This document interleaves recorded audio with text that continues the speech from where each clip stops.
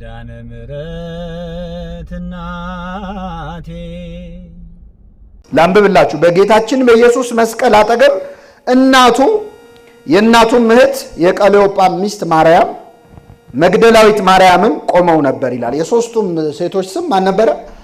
ማርያም ነበረ። አንደኛ እመቤታችን ቅድስት ድንግል ማርያም ናት። ዮሐንስ በስሟ ጠርቷት አያውቅም። በነገራችን ላይ ዮሐንስ ወንጌል ላይ አንድም ቦታ ሌሎቹን ማርያም ይላል፣ እሷን ግን በስሟ አልጠራትም። በጣም የሚገርመው ግን እንደሷ ደግሞ የሚቀርበው የለም። ዮሐንስ 19 ዓመት አብሯት ኖሯል ከእመቤታችን ጋር። ግን መቀራረቡ እንኳን ስሟን ለመጥራት አላደፋፈረውም። አንድም ቦታ ላይ በስሟ አልጠራትም። የኢየሱስም እናት በዚያ ነበረች፣ እናቱ እያለ ነው የሚጠራት። እመቤታችን በጣም ስትቀርባት፣ በጣም ወደሷ በተጠጋህ ቁጥር ማንነቷ የገባህ ሲመጣ በስሟ እንኳን ለመጥራት ይከብዳል። ዘመድ ብትሆን እንኳን እንደ ኤልሳቤጥ የጌታዬ እናት እኔ ማን ነኝ ትላለህ። እመቤታችንን በጣም ስታውቃት ክብሯ ሲገባ ስሟን ለመጥራት እንኳን አቅም ታጣለህ። እኔ ማን ነኝ ትላለህ። ክብሯ ያልገባህ እንደሆን ደግሞ እሷ ማናት ትላለህ። ማናት ድንግል ማርያም? ምን ይህን ያህል እንደዚህ መከበር ምን ያስፈልግ? ይሄ ስትርቃት ነው። መንፈስ ቅዱስ ሲቀርብ ግን እንደ ኤልሳቤጥ የጌታዬ እናት ትላለህ። እንደ ዮሐንስ ደግሞ አብረሃት አንድ ቤት እየኖርክ እንኳን በስሟ ለመጥራት ትከብዳለች። ለዚህ ነው የኛ ቤተክርስቲያን ዝም ብላ ዘንጥላ ማርያም አትልም። እመ አምላክ፣ እመ ብርሃን፣ ወላዲተ አምላክ ነው የምንለው አይደል? አዎ፣ በጣም ብዙ ስሞች አሏት እመቤታችን በቤተክርስቲያናችን።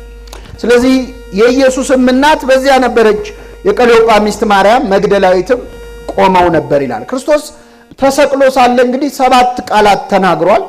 7ቱ አጽራሃተ መስቀል የምንላቸው ፍጹም ቃል ተናግሮ ነው። 7 እስመ ሁልቆ ሳብዕ በዕብራውያን ፍጹም ውእቱ ይላል። 7 ቁጥር በዕብራውያን ዘንድ ምንድን ነው? ፍጹም የሆነ ነገር ነው የተናገረው ክርስቶስ መስቀል ላይ ሆኖ 7 ቃላትን ተናግሯል።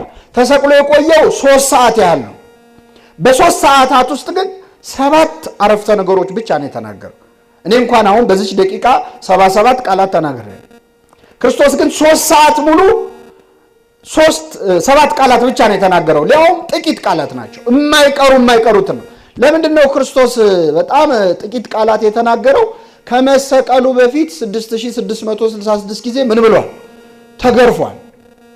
ኃይሉ ደክሟል። ኃይሌ እንደ ገል ደረቀ ይላል መዝሙረ ዳዊት መዝሙር 68 ነው። ውሃ ጥም ብቻ አይደለም፣ አጥንቱ እስኪታይ ድረስ ስለተገረፈ አቅም አልነበረው። በጣም ስቃይ መከራ ተቀብሏል። መሰቀል ሁሉ የሚገባው አልነበረም፣ ግርፋቱ ይበቃው ነበር። ጲላጦስ አስደሰትኩኝ ብሎ አይሁድን እንዲገረፍ ፈቀደና ከዛ ተወዋለሁ ብሎ ነበር። ግን ተገርፎ ማይተው አልበቃቸውም። ይሰቀላል። ስለዚህ ከተገረፈ በኋላ ልብ አድርጉ፣ አጥንቱ እስኪታይ በተገረፈ ሰውነቱ ላይ አንዴ ልብስ እያለበሱ አንዴ ልብሱን እየገፈፉ ልብ አድርጉ። ከቆሰለ ሰውነት ላይ ልብስ ሲነሳ ምንድን ነው የሚሆነው? እየነጨ ነው የሚነሳው። መልሰው ያለብሱታል፣ ደግሞ መልሰው ይነጩታል። የሾህ አክሊል ያደርጉለታል። ራሱን በዘንግ ይመቱታል።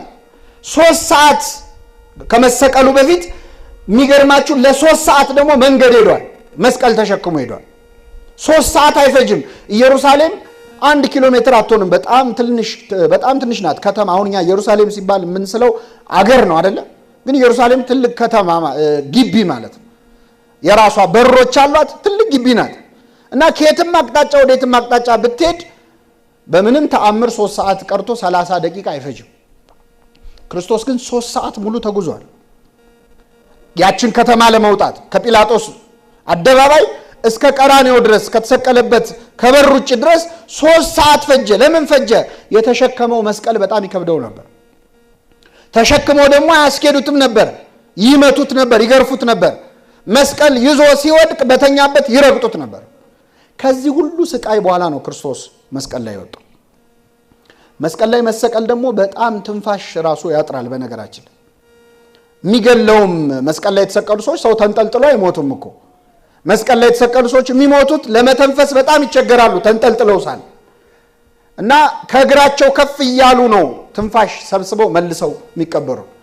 ለዚህ ነው ከግራና ከቀኝ ያሉት ወንበዴዎች ስላልሞቱ እግራቸውን ሰበሯቸው፣ ወዲያውኑ ሞቱ ይላል አይደል? ሰው እግሩ ተሰብሮ አይሞትም ወዲያው። ለምንድን ነው እግራቸው የተሰበረው? ከፍ ብለው አየር መሳብ አይችሉም፣ በዛው ይሞታሉ። እና በዚህ የጭንቅ ሰዓት ነው እንግዲህ ክርስቶስ የማይቀሩ ስንት ቃላት የተናገረው?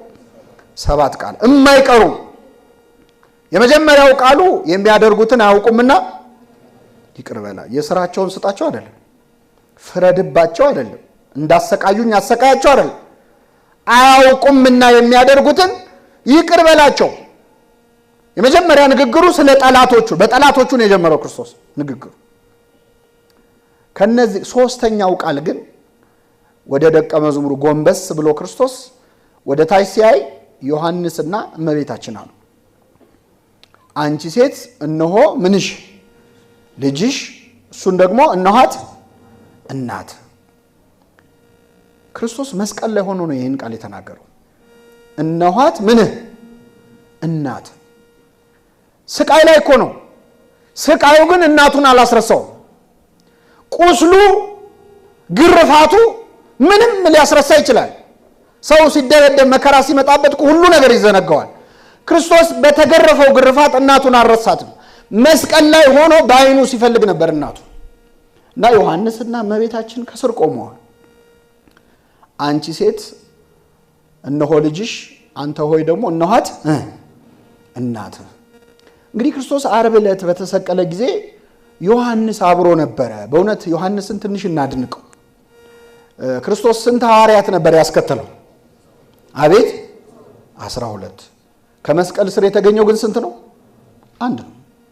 በጣም ይገርማችሁ፣ እንገኛለን ያሉት ብዙ ናቸው፣ ፎክረዋል። በተለይ ሐሙስ ዕለት እንደሚሰቀል ሲነግራቸው ካንተ ጋር አብረን ለመሞት ሁሉ ዝግጁ ነኝ ያለ ቅዱስ ጴጥሮስ ፎከረ፣ ዛተ።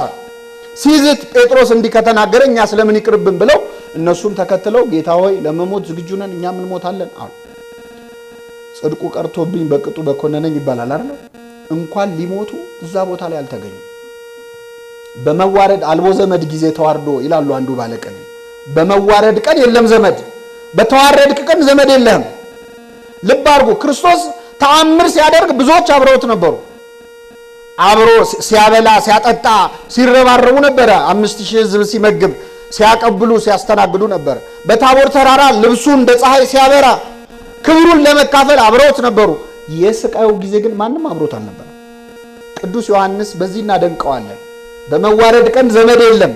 ዮሐንስ ግን እስከ መጨረሻው ድረስ ክርስቶስን ተከተለ እና በዚያ ታማኝነቱ የተደነቀው ክርስቶስ እናቱንና እመቤታችንን መስቀል ስር ሲያይ አንቺ ሴት እነሆ ልጅሽ፣ አንተ ደግሞ እነኋት እናትህ። ይህ ቃል ያደራ ቃል ነው። በጣም የምናቃልለው ቃል አይደለም። የክርስትና ማዕከል በሆነው በመስቀሉ ላይ የተናገረው ቃል ነው። ክርስቶስ የተናገረው ቃል ሁሉ ዋጋ አለው። ግን ትንፋሽ እያጠረው የተናገረውን ቃል ግን እንደ ተራ ቃል አንቆጥረው። ለክርስቲያኖች ሁሉ ተናዞ የሞታቸው ቃላት አሉ። የመጨረሻ ንግግሮቹ የማይቀሩ ጉዳዮች። ለጠላቶቹ ጸለየ፣ ተጠማሁ አለ፣ አባቶይ ነፍሴን በእጅህ አደራ ሰጣለሁ አለ። የማይቀረው ቃል ግን እነኋት ምንህ እናት። እመቤታችንን እናት አድርጎ የሰጠበት ቃል የመስቀል ላይ ቃሉ ነው። መስቀል ላይ ከተናገራቸው ቃላት ነው። የመስቀሉ ቃል ለሚጠፉት ሞኝነት ነው። መስቀል ላይ የተናገረው ቃል ለሚጠፉ ሰዎች ተራ ነገር ነው። ለእኛ ለምንድን ግን የእግዚአብሔር ኃይል ነው። ኃይሉን ከገለጠባቸው ቃላት አንዱ እነኋት እናትህ እነሆ ልጅሽ የሚለው ቃል። በእውነት ይህን ቃል በልቡናችን ጽላት ይጻፈልን። አዎ ጌታችን በመስቀሉ ስር እናቱንና የሚወደውን ደቀ መዝሙር ቆመው ባያቸው ጊዜ ይላል። ምን የሚለውን ደቀ መዝሙር? የሚወደውን። ክርስቶስ ሁሉን ይወዳል አይወድም?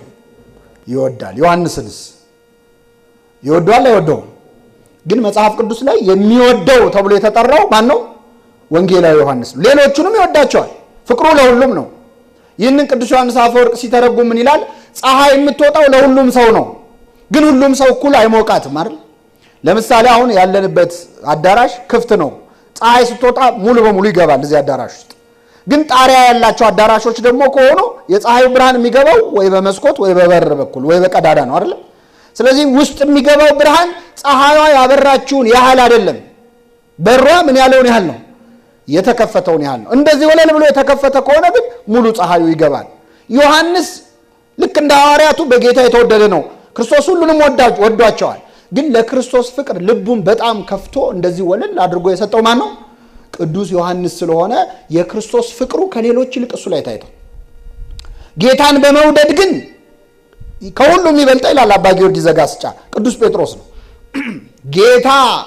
ጌታን በመውደድ ከሐዋርያት መካከል በጣም የሚወደው ጴጥሮስ ነው። ከሐዋርያት መካከል ደግሞ ጌታ ወደደው የተባለው ማን ነው? ቅዱስ ዮሐንስ ነው። በጣም ለሚወደው ለጴጥሮስ የሐዋርያት አለቃ የመሆን ሹመት ሾመው። በጣም ስለሚወደው ቅዱስ ጴጥሮስ ፍቅሩ በጣም ልዩ ነው ለጌታ። አልሆነለትም እንጂ አልክድህምም ያለው የፎከረው እኮ እንደው ዝም ብሎ ትቢት ይዞት አይደለም፣ ከምር ስለሚወደው ነው ክርስቶስን።